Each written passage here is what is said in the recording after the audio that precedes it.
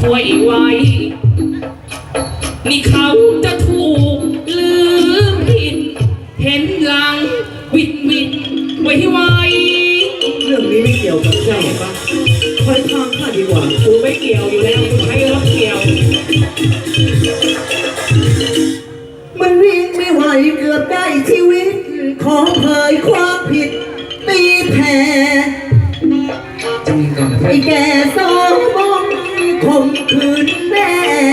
กูตามมาแค่กวดมาใกล้หลีกไปให้พ้นเฮ้ยมันคนผิดโทษด้วยเจ้าอย่าได้คิดช่วยเขาไม่มีเวลาจะมาเล่าจงหลีกทางให้เรากวดไล่หากมันข่มขืนก็ควรถูกเจ้าฆ่า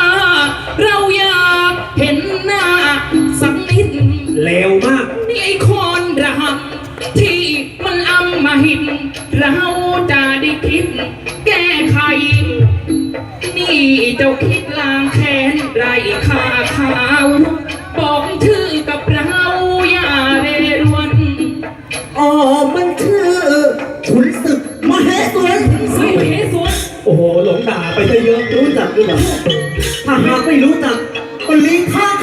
จะไม่ตายพ่อเขาอ๋อมันชื่อขุนศึกมเหสวนเจ้าควรมีส่วนมันใส่ชื่อคุณศึกมเหสวนคุ้มคอยทุกส่วนรุ่งสู้ทำไมวะคุณศึกนะก็คือพ่อกูมึงเหรอพ่อกูแล้วมึงสังตัวลูกใครพ่อวายกูไม่มีลูกอย่างนี้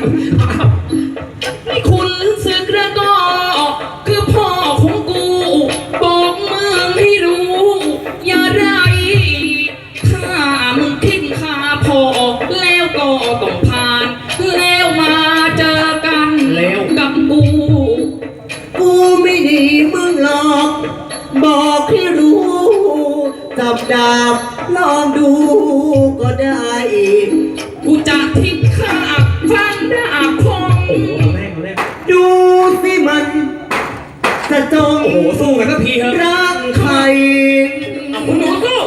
ใส่ปนกันหมดนะเฮ้ลิเกทะเลาะกันตำรวจไม่จับประตูทะเลาะกันตำรวจจับ